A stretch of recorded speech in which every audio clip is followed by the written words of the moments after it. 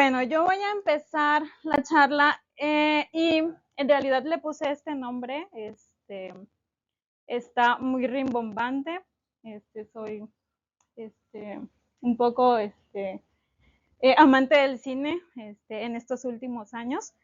Y no sé si ustedes han escuchado o han visto esas películas que tienen como relatos y que son historias un poco independientes, pero que al final tienen algo en común. Entonces, en estos relatos científicos de las plantas, el común denominador soy yo, ¿no? En realidad le pude haber puesto, les digo, otro nombre, por ejemplo, defensa de plantas, porque eso es de lo que trata, pero bueno, este nombre me gustó porque creo que es llamativo, ¿no? Entonces, y en realidad lo que les voy a platicar es lo que yo hice cuando me doctoré, que es el capítulo 1, y en el capítulo 2 es cuando yo comencé a hacer investigación semi-independiente, cuando inicié el postdoctorado, pero que de ahí comencé la línea de investigación. Y bueno, hay otros capítulos por ahí de los que les voy a hablar, pero ya no tanto. Y si ven, pues hay unos que están por ahí vacíos, pero es para seguir contando historias, ¿no? Porque pues eso no termina ahí. Y en realidad lo que les voy a platicar y me voy a centrar en el capítulo 1 y 2 y les voy a hablar de los artículos que se publicaron con estos dos cultivos, el amaranto y jitomate. Bueno, entonces, les voy a hablar primero del amaranto, que fue mi primer amor en la ciencia. En realidad, cuando a mí me hablaron de ese proyecto desde la maestría, que la inicié ahí en el Sinvestab, yo me enamoré de esta planta, ¿no? Y decían cosas muy bonitas, y aparte que está hermosa y que tiene colores bien padres. Yo dije, no, yo voy a trabajar con esta planta y ya de ahí nadie me la va a quitar, y ahí me fui, ¿no? A un laboratorio donde específicamente trabajaban esta planta porque estaba muy de moda en aquel entonces en ese laboratorio donde yo caí. Y les platico rápidamente que en realidad éramos más mujeres que hombres, siempre el laboratorio fue numeroso y nos decían que éramos las amaranteras, y hasta les dedicábamos canciones y les cantábamos ahí a las plantas y pues éramos medias ridículas, pero eso hacíamos, ¿no? Ya luego empezaron a llegar más personajes ahí al laboratorio, se fue enriqueciendo y pues bueno, y en realidad había pocos hombres y que pues ahí el director de tesis o el jefe del laboratorio, pues cuando llegaban los hombres eran pues sus estudiantes favoritos, ¿no? Porque yo creo que ya estaba harto de los problemas que nosotras generábamos, ¿no? No se crean, siempre fuimos todas muy buenas niñas. Bueno, entonces, en la edición y producción, pues aquí les presento que yo con este trabajo me doctoré, y mi director se llama John Delano. Entonces, yo ahí le puse edición y producción porque en realidad él era el del varo, porque así pasa en las películas también, los productores son los que tienen el dinero para que uno haga, ¿no? Sus maravillas o desdichas ahí en el laboratorio. Y entonces él simplemente te está vigilando que hagas bien las cosas y pues te dirige, ¿no? Y te deja hacer. Y entonces yo en este primer capítulo le puse este nombre, que se llama Plantas con Poder, descubriendo la defensa del amaranto contra patógenos bacterianos. Bueno, y entonces en la segunda parte les voy a hablar de mi segundo amor, que es jitomate, y no solamente es el jitomate, sino que también vienen otras cosas ahí. Y en realidad, aquí también la edición y producción fue ya con otro doctor que se llama Hamlet Avilés. Él está en la Universidad Autónoma de Nuevo León, ahí trabaja, pero él es egresado de ahí, del mismo grupo de laboratorio. Entonces, él y con el doctor John fueron los que pusieron el varo, ¿sí? Para hacer este trabajo también, porque en realidad fue un arduo trabajo de varios años, fue muy costoso, y pues bueno, tiene ahí su trabajo, pero lo padre y lo chido es que en este proyecto, Julia fue la que se añadió a este proyecto, con la experiencia que ya tenía y con sus puntos de vista y todo, pues ayudó, ¿no? Y estuvo en colaboración ahí con este proyecto y bueno, y ya de ahí, ya no la solté, entonces desde ahí ya la tengo, agarrada de la mano. Y bueno, y entonces aquí en este capítulo le puse Alianza Invisible, cómo las plantas y hongos trabajan juntos para superar desafíos, ¿sí? Entonces, si bien estos nombres pues tienen en común, que es la defensa, ¿no? de las plantas. Y bueno, entonces, aquí está el tráiler y resumen de esta primer parte. Aquí está el artículo con el cual yo me doctoré, porque, bueno, cuando hacemos un doctorado lo que necesitamos pues es publicar, ¿no? Y entonces ese es la limitante muchas veces para que te puedas titular, ¿no? Y pues bueno, salió afortunadamente y pues bueno, ya hice doctora. Y esto fue por allá del 2014. Entonces, hoy se cumplen, en este año se cumplieron los 10 años, ¿no? de esta publicación. Y bueno, entonces, como palabras clave aquí, les puse el amaranto, es una planta con características agronómicas especiales. También se enferma y queremos saber cómo se defiende y si esta implicación es hormonal o no. Y bueno, acá les pongo otras cosas que también se publicaron. Entonces, en el laboratorio siempre nos enseñaron ese compañerismo y la parte de colaboración. Y entonces yo me siento muy orgullosa y estoy muy contenta porque todo esto que ha salido aquí, hay personas que están aquí presentes con las cuales he publicado todo lo que está acá. Y ese transcriptoma pues también del amaranto nos ayudó muchísimo. ¿Quieren pasar? Pasen.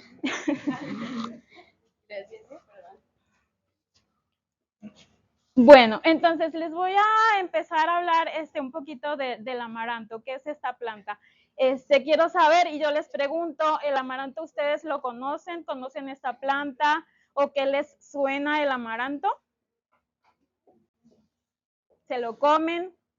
Sí saben que viene de una planta, ¿verdad? Sí. Bueno, primera pregunta bien contestada. Entonces, el amaranto es una planta la cual comprende 70 especies.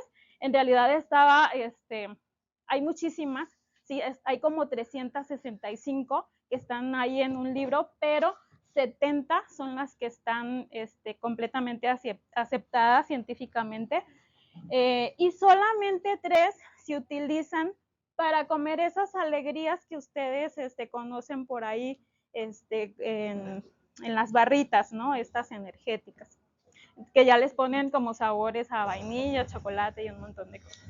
Bueno, entonces, lo importante aquí de esta planta es que esta semilla contiene un alto valor nutricional. Por ejemplo, las otras 70 o el resto de las especies no significa que no se puedan comer, pero el contenido nutricional específicamente en 3 especies son las que se utilizan para la producción de estos pseudocereales, ¿no? De estos productos para consumo humano. Y bueno, aquí hay una variedad de productos con los cuales se elaboran alimentos. Aquí están las barritas de alegría y hay muchos productos que ya conocemos bien elaborados que venden en los supermercados que traen harina o están complementados con harina de amaranto o semillas, etcétera. Entonces, esto es debido a su alto valor nutricional que contienen las semillas. Estas son algunas fotografías de los campos experimentales a los cuales en aquel entonces teníamos acceso. En realidad, pues ahí había una colaboración con todos los campos experimentales que había en el INIFAP, que había por ahí cerca de los productores pequeños y locales. Ahí muy cerquita estaba el campo experimental en Valencianita, donde yo fui. Y pues bueno, aquí les presento. Las de arriba son variedades de grano comestible y las de abajo son foláceo, es decir, que se puede comer la hoja como en una ensalada, se la puedes comer libremente. Bueno, entonces, como todo en la vida, no todo es amor y felicidad. Entonces también hay desdichas que les pasan a las plantas. Entonces, el amaranto, a pesar de ser una planta que tiene estas características muy bonitas, en campo, pues también se enferma. Entonces, básicamente, son plantas de amaranthus híbridos, de una especie silvestre de vida libre, con sintomatología, por ejemplo, de básicamente hongos, ¿sí? Y afectando diferentes partes de la planta. Entonces, por aquí, en la parte F, hay una planta que tiene sintomatología como de virosis, ¿sí? Que se trataba de fitoplasmas, y por aquí esta presentaba síntomas, por ejemplo, en la E, más parecidos como a una bacteria.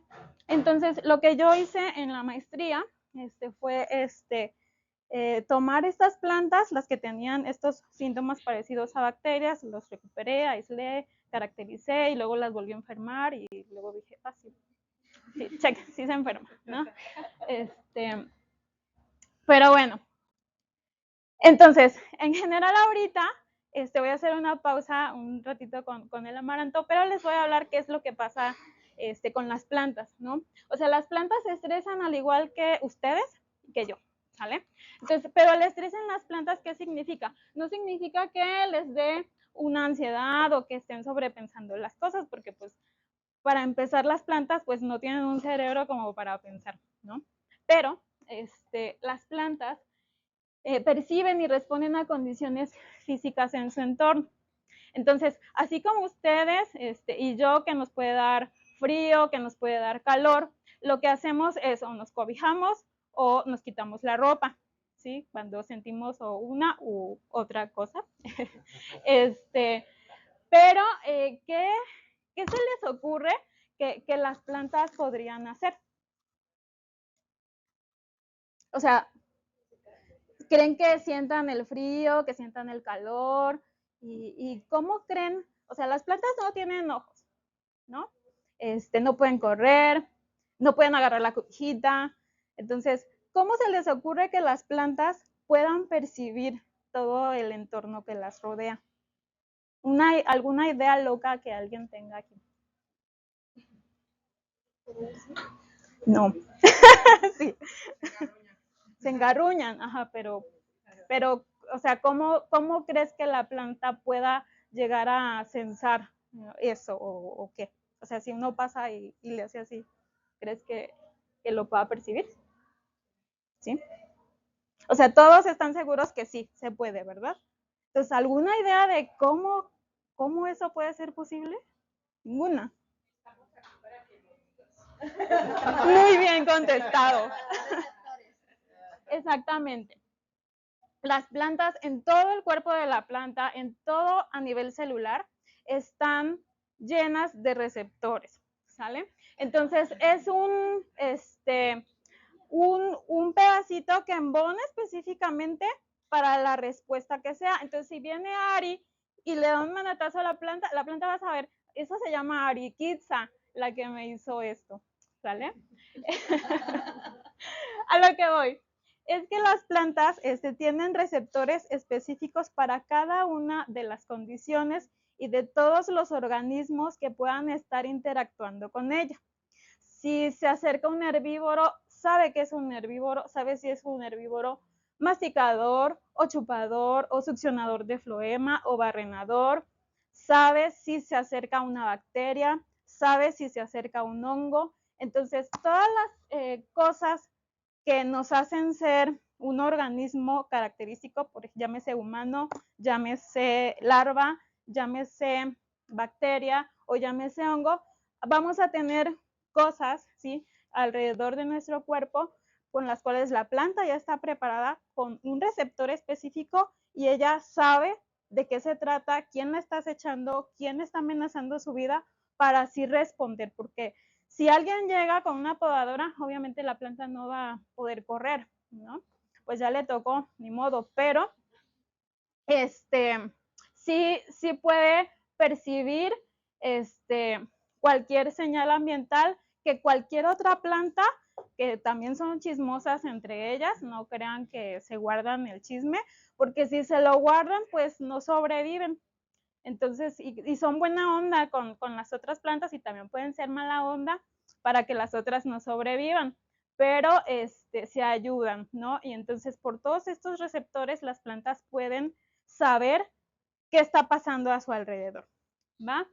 Entonces así, pues tenemos estas plantas que pueden responder ante este ataque y pues bueno, no quería dejar pasar la oportunidad de que a mi gatita le gustan mucho las plantas y entonces también se las come. Y el otro no salió porque es tímido y no le gusta tomarse fotos, pero el otro todavía es más plantólogo que ella. ¿Vale? Bueno, entonces, en general, las plantas tienen unas fitohormonas, al igual que nosotros no tenemos fitohormonas, pero sí estamos regulados por hormonas, las plantas también. Entonces se les llama fitohormonas porque son propias de ellas, ¿sale? Entonces, estos básicamente son reguladores de la defensa en plantas, estas dos que les muestro aquí.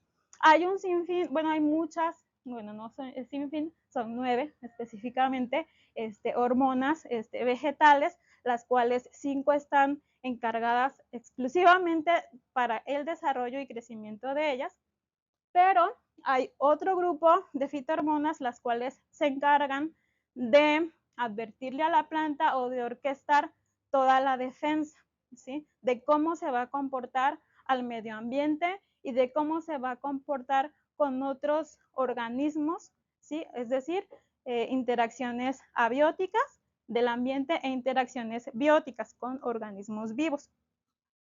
Entonces, este dúo dinámico de hormonas, que se llaman ácido salicílico y ácido jasmónico, seguramente no son tan ajenos ustedes a decir, oh, yo nunca había escuchado eso. Entonces, el ácido salicílico es esa aspirina que todos toman para el dolor de cabeza, para ponérselo en la cara, para las cremas y un montón de cosas, y el ácido jasmónico como un perfume, ¿sí? El olor del jazmín, ¿sale? De ahí viene. Bueno, estas dos hormonas lo que hacen es, cada una responde a los diferentes organismos que puedan interactuar con las plantas. Entonces tenemos patógenos con estilo de vida biotrófico, es decir, patógenos que se van a aprovechar de las plantas, pero que necesitan a la planta viva para poder ellos seguirle moliendo la vida, ¿sí? Y ahí tenemos a las bacterias, a los hongos y a los virus. Entonces, este tipo de defensas activada por esta vía del ácido salicílico, lo que hace muchas veces es activar muerte celular programada en el sitio del daño, es decir, una respuesta hipersensible. Entonces, ¿qué quiere decir esto? Si ustedes ven la imagen, tiene una mancha cafecita necrótica y luego alrededor tiene un halo clorótico. Entonces, lo que hace la planta es que el patógeno lo encapsula. Entonces, lo encapsula para decir, tú no puedes seguir aquí, y como me estás atacando, pues te voy a matar. Entonces, autoaniquila, mata a las propias células de la misma planta para evitar la dispersión del patógeno y así seguir la planta viviendo. Y entonces hay muchas de estas patógenos pues quedan ahí atrapados y ya no desencadenan una enfermedad. Entonces esta interacción se le llama de incompatibilidad.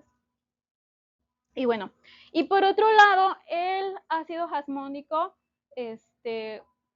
lo que hace es que responde a otro tipo de agresores contra patógenos necrotróficos e insectos.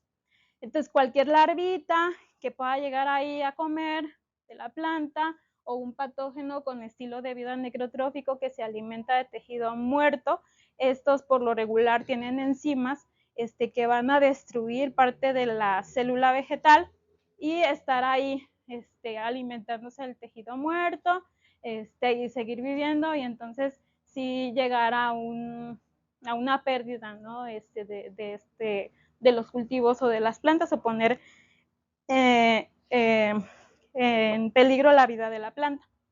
Entonces, lo que pasa aquí es que la planta activa unos inhibidores de proteasa, defensinas y algunas señales volátiles. También del otro lado se activan algunas proteínas de defensa y algunos otros compuestos, pero son diferentes, ¿sale? Son diferentes estilos de proteínas de defensa, de respuesta a patogénesis, porque la planta sabe discernir, ¿sale? Entre el peligro de uno y de otro.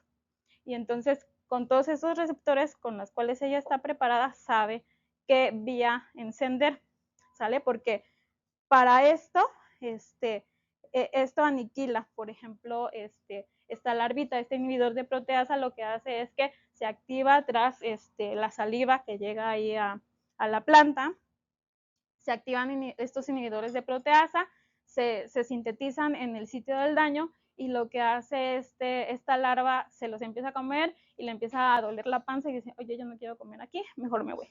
Entonces se va, a lo mejor con otra planta, pero como también ya se indujeron señales volátiles, ya la planta le avisó que había algún peligro, se va a otra planta y entonces por medio de esos volátiles activa también la planta vecina estas defensas y la larva se va a comer allá y también se lleva con la sorpresa de que pues también allá hay cosas bien desagradables, ¿no? Y bueno, estas señales volátiles es una historia también un poco larga, pero también lo que puede pasar es que pueden atraer a depredadores de insectos, ¿no? Y otras cosas. Pero bueno, algo también importante que sucede aquí y que no quiero dejar pasar es que este dúo dinámico depende de la especie, depende de las condiciones, son fitohormonas antagónicas. Es decir, mientras una está, la otra está más o menos apagada o no hay tantos niveles, ¿sí? Mientras que, por ejemplo, el jasmónico está activo, si llegó este insecto, la otra vía por lo general se apaga. Entonces, cuando llega el combo, imagínense todo lo que tiene que hacer la planta. Si llega uno de este tipo y luego uno de este otro, pues entonces ahí la planta empieza como a ver qué va a hacer, cómo va a sacar el peligro para poder subsistir. Pero bueno, entonces esto es lo que quiero dejar claro, que este dúo dinámico defensivo es antagónico uno con otro. Entonces la mayoría de los estudios que hay dicen que son antagónicas. Hay algunos otros datos que a lo mejor pueden cooperar, pero es muy raro, depende de quién llegue primero, quién sea el atacante, depende de la especie, depende de un montón de cosas, pero eso es lo que nos dice la teoría. Bueno, entonces, en las plantas suceden otros dos fenómenos muy relacionados con estas vías defensivas. Hay organismos o microorganismos más bien asociados a las plantas que pueden inducir resistencia. Por lo general, se basa en la modulación, ¿sí?, de estas dos hormonas. Entonces tenemos estos dos fenómenos que se llama resistencia sistémica adquirida o SAR por sus siglas en inglés y la resistencia sistémica inducida o ISR. Entonces, la buena noticia es que les digo que una es activada o mediada por el ácido salicílico, la cual pues las bacterias pueden o cualquier patógeno puede inducir esa defensa. Y por otro lado tenemos a unos microorganismos de suelo y ahí vienen los organismos buena onda, pueden ser bacterias o pueden ser hongos, ¿sí? Entonces estos van a inducir este fenómeno que se llama ISR en la planta y es mediado por la vía del ácido jasmónico. Bueno, entonces ahora sí regreso al amaranto. Entonces, esta planta tan bonita, tan hermosa, tan dorada que tenemos ahí, pues es muy fuerte, ¿no? Y es muy atractiva. Entonces, ahí en realidad, pues se presume, ¿sí?, que estas plantas de amaranto son resistentes o tolerantes a suelos pobres y salinos.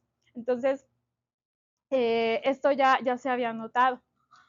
En realidad, lo que hicieron o lo que se hizo en aquel entonces para demostrar esta resistencia, tolerancia a estas condiciones ambientales adversas, aplicaron en alguno de esos campos experimentales que hay ahí ácido jasmónico, ¿sí? Esta hormona.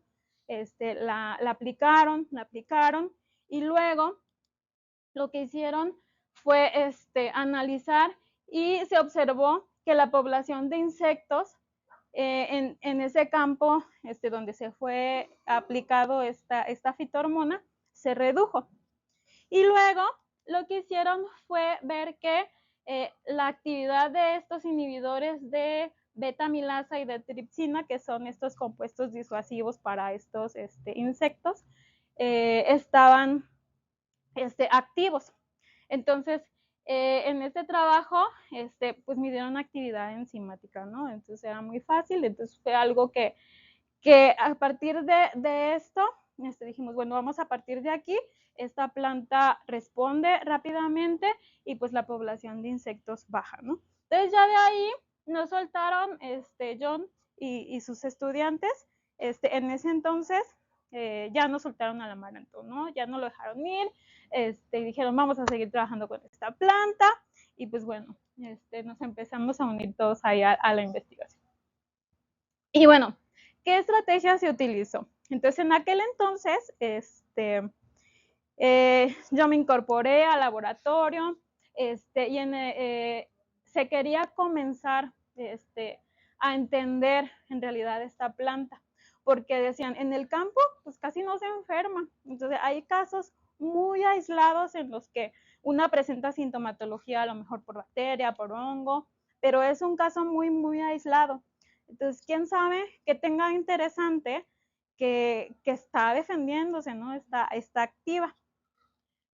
Entonces, yo lo que hice fue una reunión así tipo Club de Toby, donde reunía todos los patógenos posibles, esos que, por ejemplo, amenazan la vida de otros cultivos, ¿sí? Pseudomonas syringae, Clavibacter michiganensis, y bueno, hay un montón de cosas.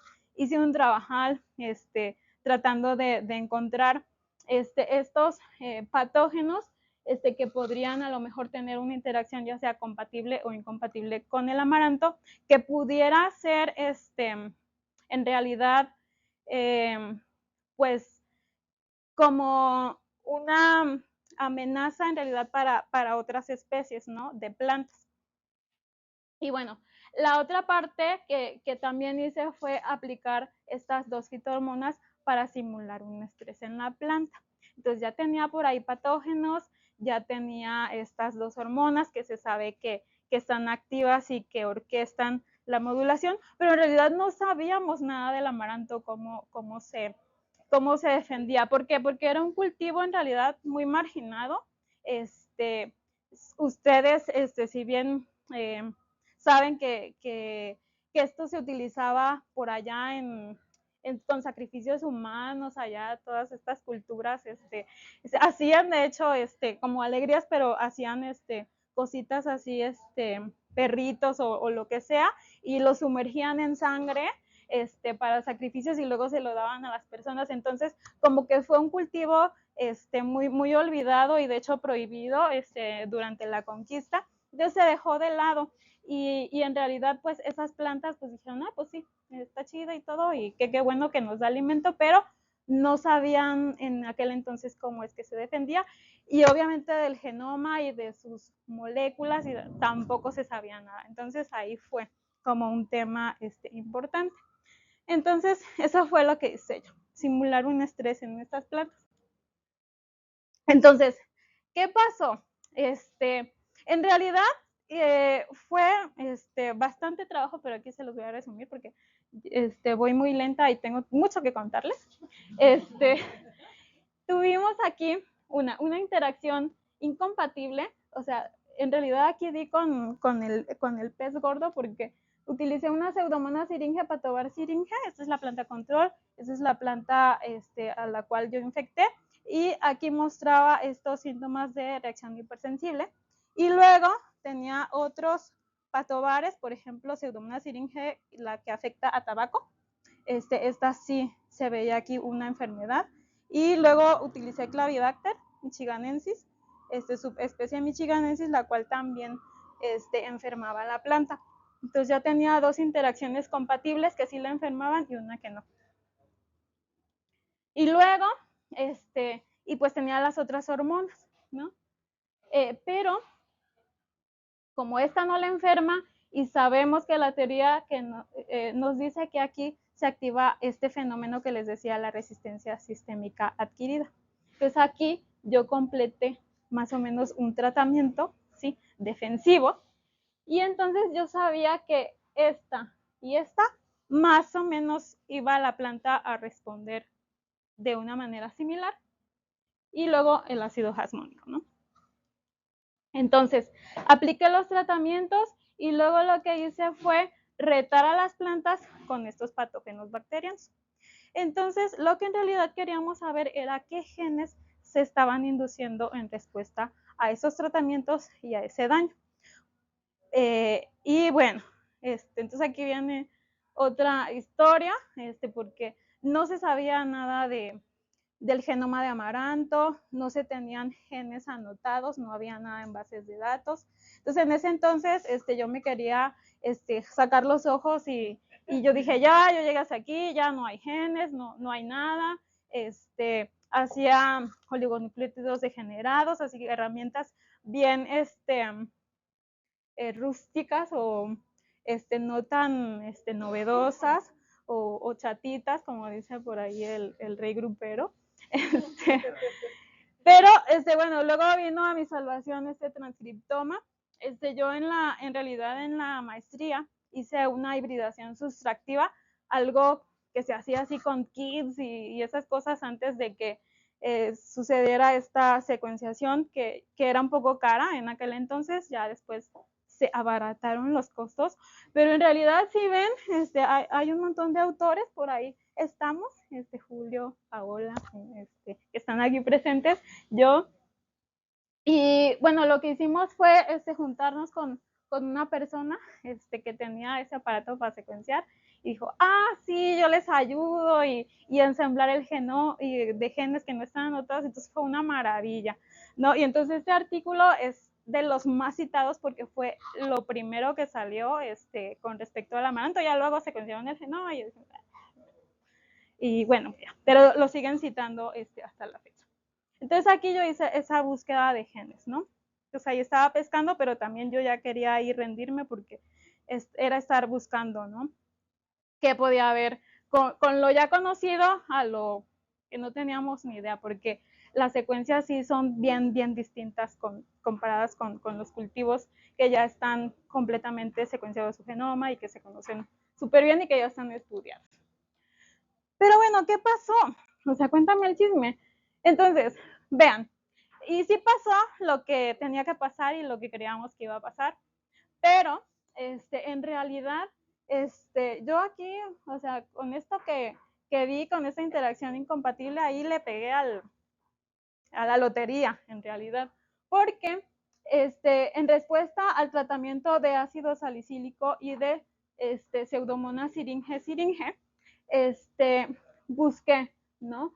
Genes y luego vi que estaban encendidos ya en el reto con los patógenos, ¿vale? Entonces, hay muchas genes, por ejemplo, que se estaban expresando que tienen que ver con la ruta de fenilpropanoides, estas PAL, proteínas de respuesta a patogénesis, muchas PRs, péptidos antimicrobianos propios del amaranto. Eso sí es muy importante recalcarlo, que no están en ninguna otras plantas. Y algunos genes que tienen que ver con el alivio oxidativo, porque planta estresada siempre hay daño oxidativo, siempre hay algo que está ahí dañándote la vida, y también a las plantas, no solo a nosotros, y estaban expresados. Pero lo interesante fue aquí, si ven esta flecha está mucho más gorda. ¿Por qué? Porque en realidad estaban 80 veces más inducidos que con el ácido salicílico.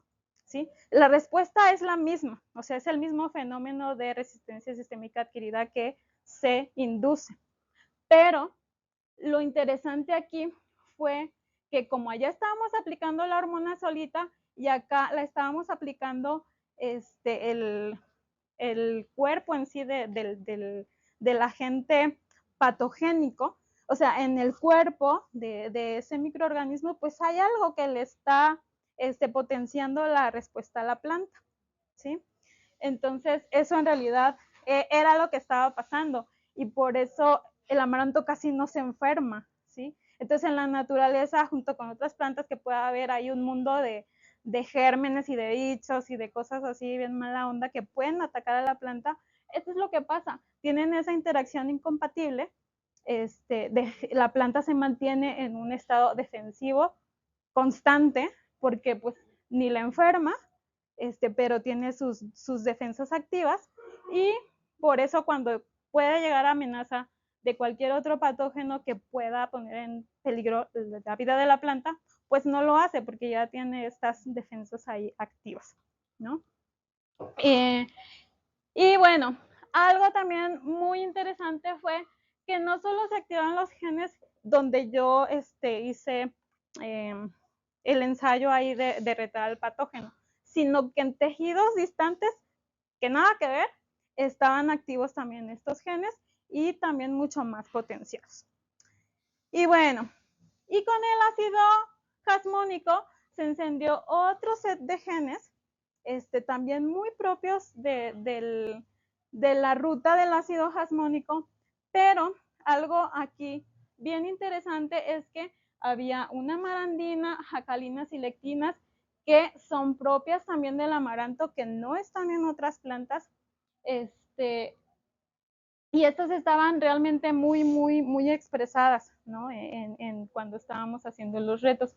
Y también del grupo de las oxilipinas, que son un grupo de genes o de proteínas que se encienden pues por la respuesta de jasmónico, ¿no? Y pues bueno, en realidad, ¿cómo es que se defiende este amaranto? Pues con estas bacterias, ¿no? Las que no le causan ningún daño, se mantiene activa y así puede defenderse de las que sí puedan alentar contra su vida. Pero ¿qué creen que pueda pasar? O sea, si sus defensas siempre están activas. Algo que se critica es la productividad, o sea, el estatus productivo de la planta. Si todas las defensas las mantiene activas siempre, eso no bajará el rendimiento, o sí o no, o quién sabe qué pasará. O sea, la teoría nos dice que sí. Y entonces, me di a la tarea, nos dimos a la tarea de ver ese rendimiento. Entonces, lo que veíamos con el ácido salicílico es que teníamos plantas mucho más pequeñas, pero teníamos plantas mucho más productivas. Es decir, lo que hacía era aumentar el índice de cosecha. La planta reducía el tamaño y la inflorescencia crecía aún más, ¿sí? Entonces tenía más granitos, ¿sí? Había más granitos para producir alegrías, ¿sí? Entonces, con esto no tuvo ningún efecto, entonces por eso las plantas se la pasan bien chido en el campo con esa interacción incompatible porque ¿no? O sea, no le pasa nada, ¿sí? Y con el ácido jasmónico sí, vimos que había plantas más pequeñas y sí eran menos productivas, ¿sale? Entonces, ahí sale la historia de este amaranto y lo que pasó después es que, bueno, estos genes que ya teníamos ahí activos, muchas veces, pues ya está, ¿no? Tiene estos genes, estas proteínas, así, y luego ya llegaron otros compañeritos y al laboratorio a hacer caracterización funcional de genes que estaban ahí, que no sabían qué era. Ya luego a lo mejor, si Julio se anima, les puede platicar qué hizo la doctora Paula también. Entonces, la generación que vino posterior como a estos estudios fue que, y con base en todo el genoma de amaranto, bueno, el transcriptoma de amaranto que se tenía, agarraron esos genes interesantes y hicieron caracterización funcional como para ver qué pasaba en otros cultivos, ¿no? Porque transformaron, esos genes los agarraron para transformar otras plantas y ver si respondían, ¿no? También las plantas ante un ataque o un estrés, ¿no? Sí. Solo recuérdame, El sistema de defensa está mucho más activado con PSS que con ácido salicílico. Sí. Y esto es debido a lo mismo que tenía el patógeno, ¿sale? O sea, activaba receptores muy específicos para potenciar la actividad. Entonces, a esto, y de hecho lo discutimos en el artículo, es por estos patrones moleculares asociados a patógenos. Así como hay patrones moleculares asociados a patógenos, hay DAMs, a daño mecánico, a heridas, para cada cosa, ¿no? Pero en específico, eso era lo que pues estos experimentos nos demostraban, que estos pequeños elementos o elicitores que pueden estar presentes en el cuerpo del bicho potencian la respuesta. ¿Sale? Y bueno, entonces está ahí el amaranto, ¿sale? Porque ya me voy a ir con mi otra historia romántica, ¿eh? Ya me voy con mi otra historia romántica y ya me la voy a llevar más rápido. Entonces, aquí, en esta alianza invisible, cómo las plantas y hongos trabajan juntos para superar desafíos. Entonces, tenemos este artículo al cual yo le tengo mucho amor y mucho romanticismo, porque en realidad tardaron un año en aceptarlo. Entonces, fue un poco complicado porque fue mucho trabajo, fue trabajo incluso de más de 2 años, que era lo que yo tenía pensado tardarme en el postdoc, pero en realidad lo llevé hasta quién sabe qué año, que se publicó en el 2020, se sometió en el 2019 y con la vista de muchos expertos y la doctora Julia fue ahí donde le echó un clavado a todo lo que teníamos y dijo, bueno, puede estar pasando esto y pues bueno, es una historia bien larga y bien compleja, pero también bien bonita. Y aquí también yo les digo, ¿cómo es que responde a la alianza de hongos benéficos? Si también es hormonal y si la vía hormonal o cuál vía hormonal estaba implicada. Entonces, ya de ahí han venido también otras publicaciones que he colaborado con más gente. Pues bueno, ahí están los artículos. Pero, ¿qué pasa acá con estos hongos benéficos que se pueden aliar con las plantas? Lo que hacen estos hongos mejoran o aumentan la nutrición de las plantas, ¿sale? Entonces todo el mundo conoce los hongos, ¿verdad? Este que está aquí. El que sale en el jueguito.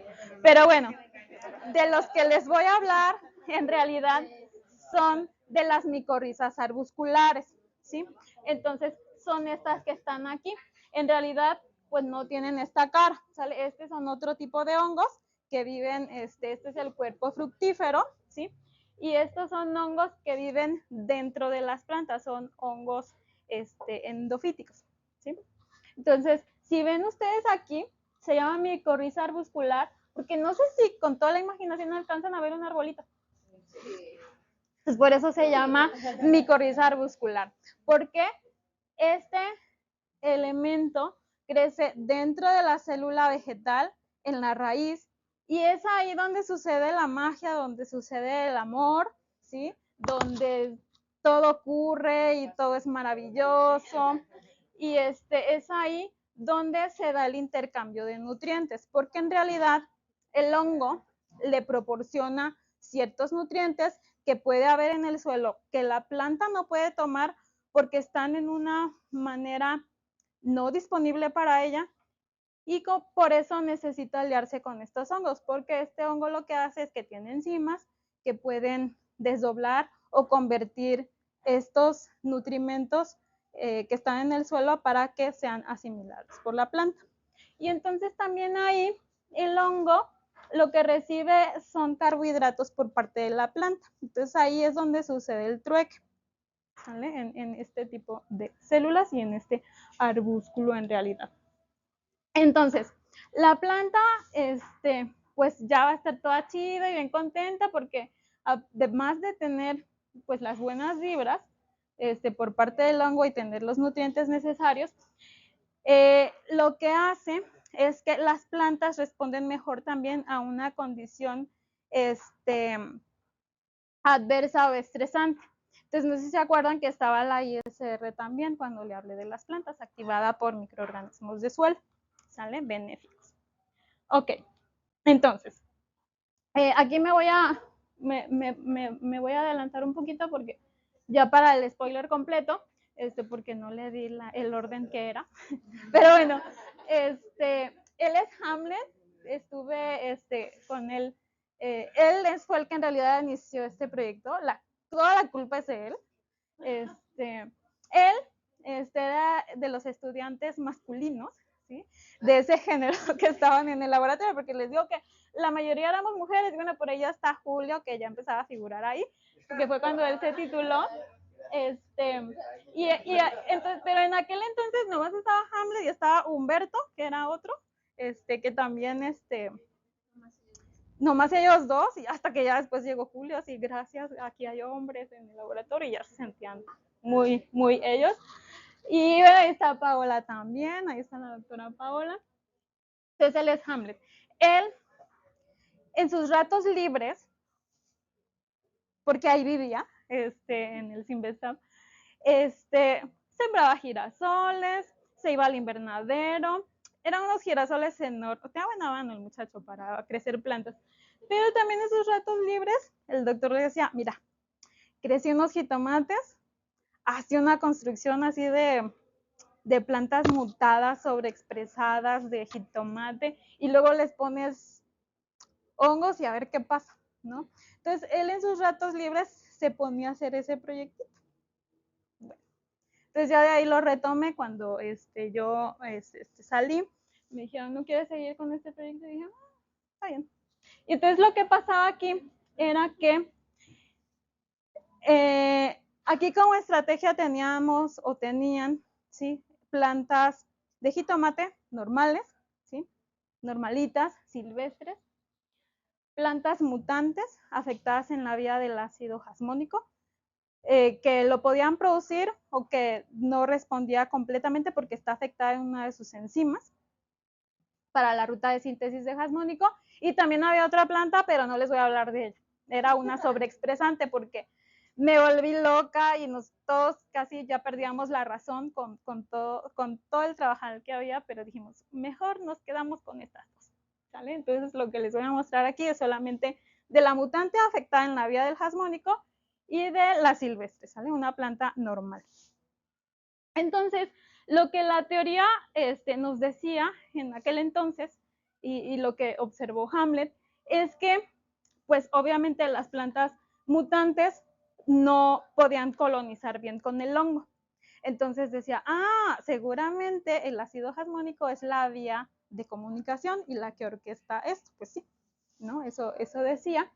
Pero lo que hicimos fue colonizar las plantas o infectarlas con estos hongos buena onda, pero muestremos a diferentes días, ¿no? En realidad lo habíamos hecho hasta acá, pero bueno, les voy a contar ya la historia, voy a ser bien honesta con ustedes. Después la doctora Julia dio la maravillosa idea de hacerlo antes, ¿sale? O sea, de ver antes qué pasaba. ¿Por qué? Porque miren, estas son mis plantas que yo tenía, la que no tenía micorriza, esta es la silvestre.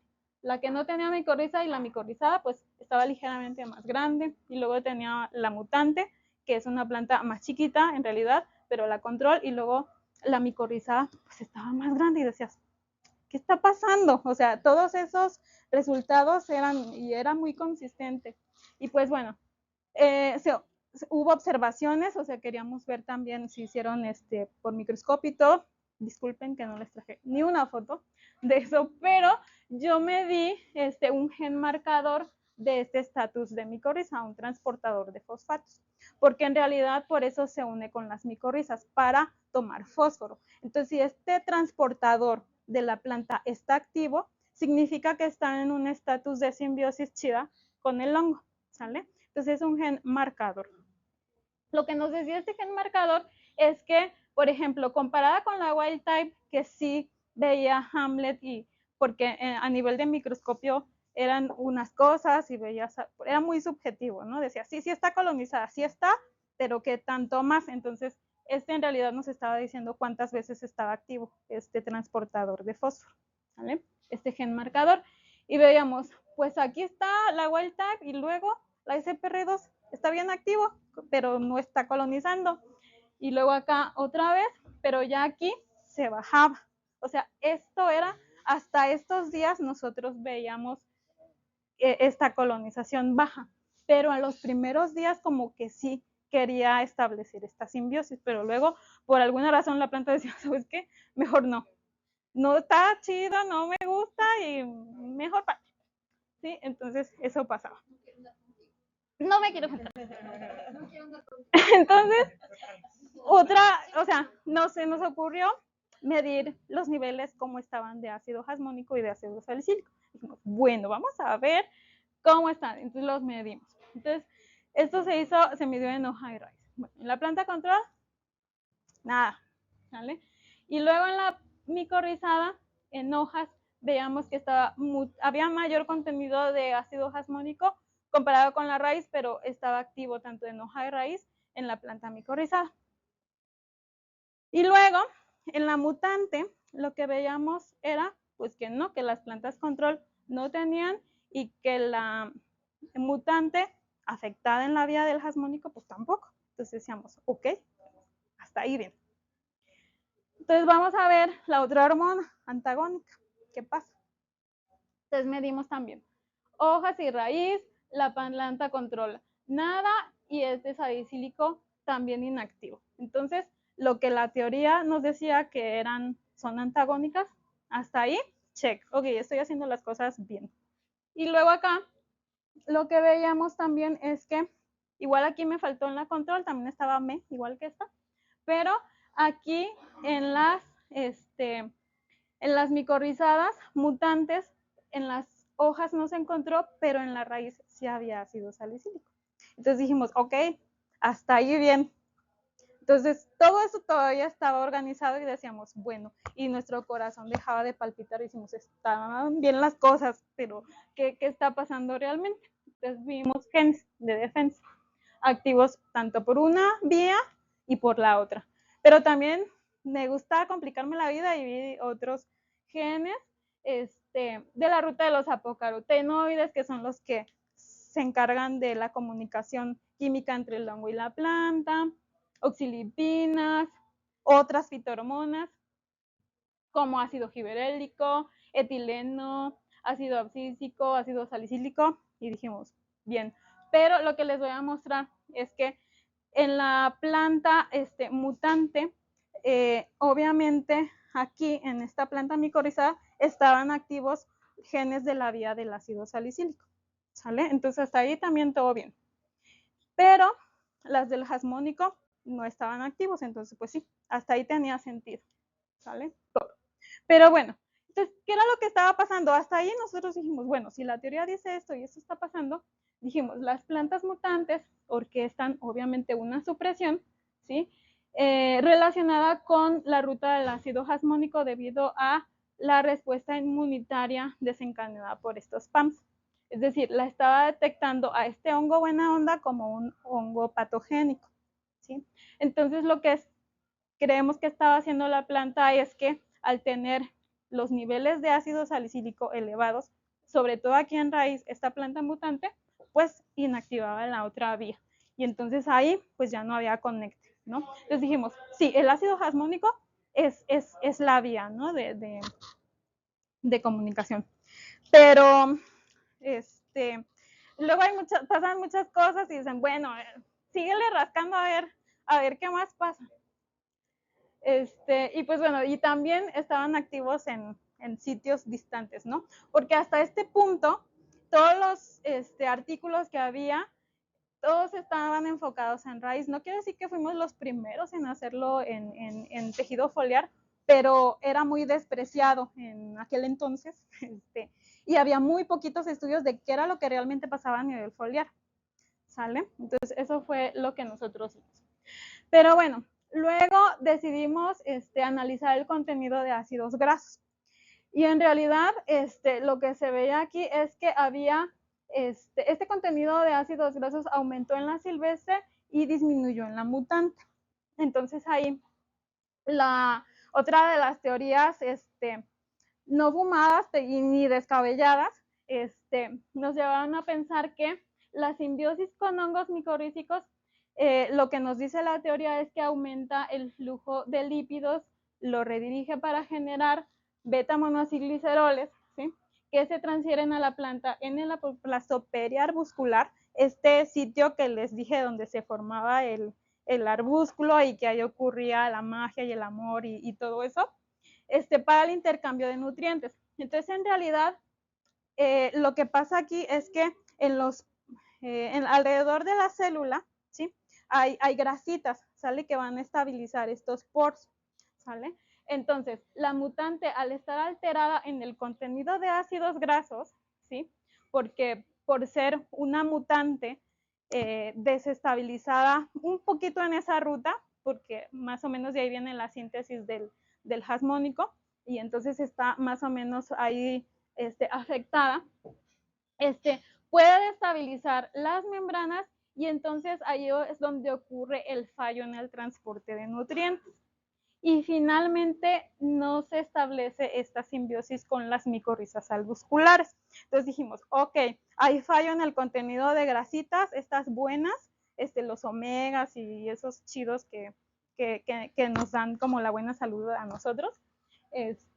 Había fallo ahí, entonces no podía establecer como este poro para el transporte, ¿sale? Entonces, por eso lo hacía a un lado y le decía, ¿sabes qué? No estoy chida en este momento, ni siquiera puedo conmigo misma, ¿cómo voy a poder contigo? ¿No? ¿Por qué? Porque le va a pedir hongos. Entonces, lo que el hongo se mete en su cabeza, es decir, tiene la idea bien metida de estar con él como el meme, sí, Ari, como el meme. Tengo la idea. Y exactamente, y ahí va mi otro comentario. La planta le dice, es que ¿sabes qué? No eres tú, hongo, soy yo. Yo soy la que está mal de mis membranas y de todo y no puedo establecer nada, entonces espérame un poquito. Y bueno, entonces luego lo que vimos fue una acumulación de metabolitos. De se hizo un análisis dirigido y uno no dirigido de huellas metabólicas y pues bueno, estas son algunas figuras que están en los artículos, pero en realidad lo que les quiero decir aquí es que una de las cosas que vimos con estos análisis metabólicos es que la colonización por micorrizas arbusculares tuvo un efecto mucho más pronunciado en la abundancia de metabolitos en las hojas, ¿sale? Que en las raíces. Eso fue una. Otra es que toda la sacarosa la redirigió hacia las raíces, o sea, lo estaba guardando ahí, porque acá encontramos carbohidratos simples y toda la sacarosa la estaba guardando en sus raíces como un almacenamiento.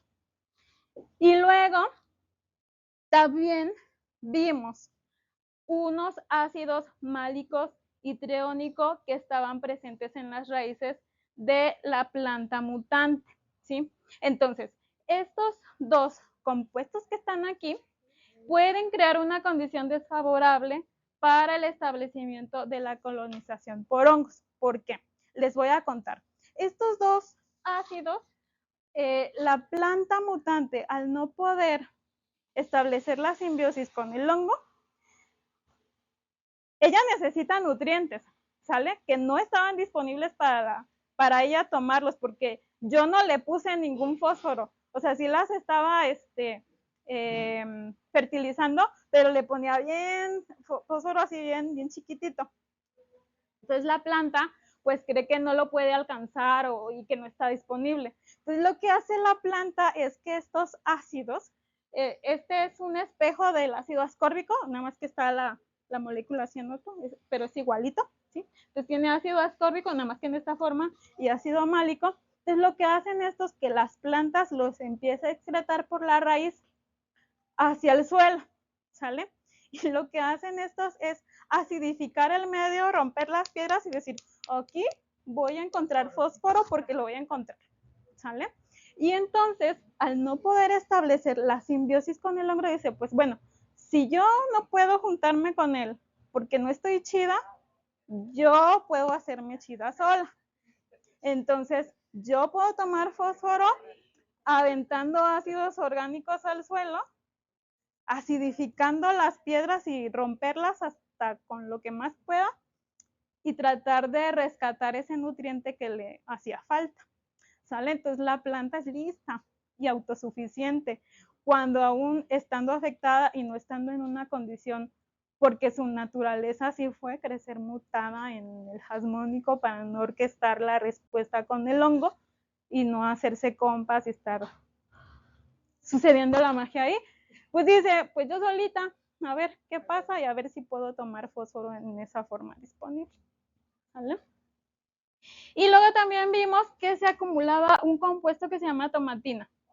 Entonces, esta tomatina en realidad es un compuesto antifúngico, ¿sí? Eso luego también lo vimos con otro trabajo que estábamos haciendo, muy parecido. De hecho, ahí estábamos con Josafat, otro estudiante, bueno, un estudiante de doctorado.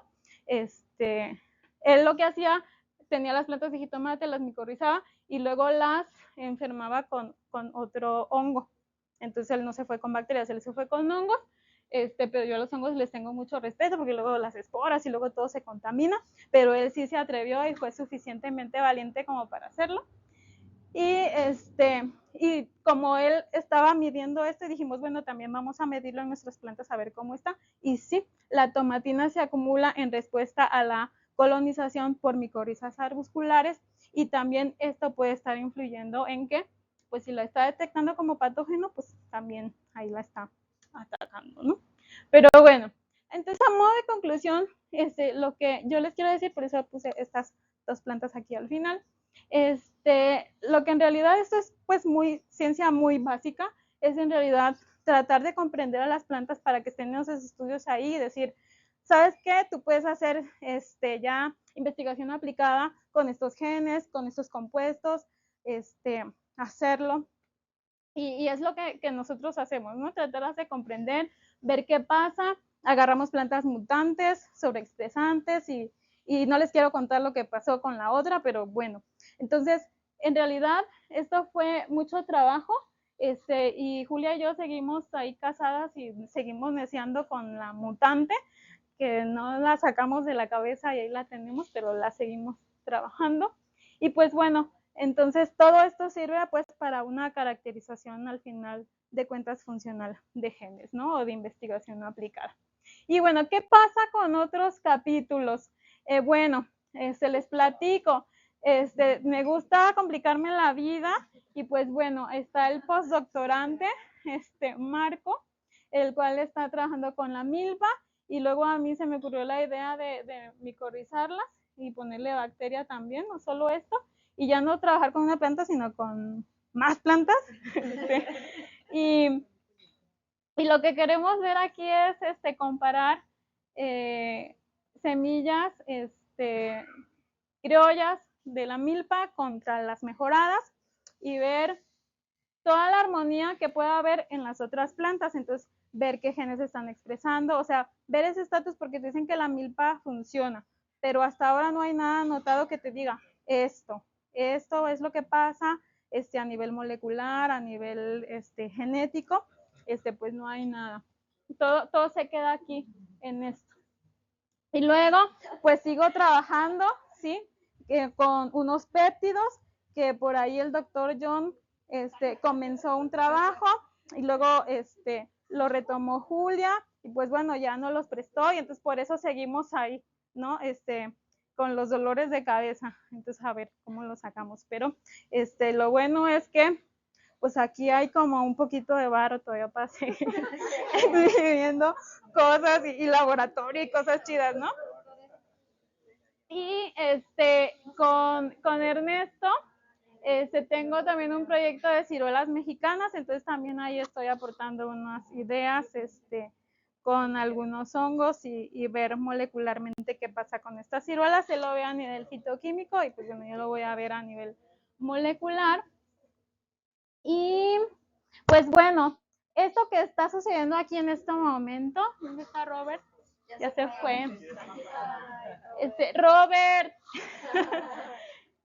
no sería posible si no hubiera sido por Robert.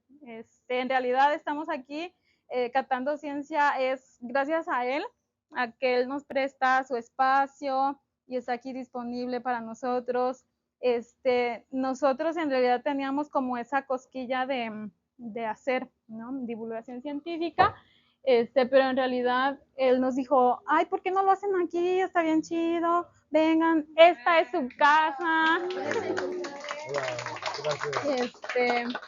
Porque en realidad nosotros, pues lo dijimos, bueno, pues sí, pero ya jalamos a más gente y le dijimos, está bien, y dijo, adelante, hagan lo que ustedes quieran. Entonces le agradecemos mucho, de verdad, gracias infinitas, porque pues Catando Ciencia fue todo un éxito, porque estamos bien cómodos aquí en realidad.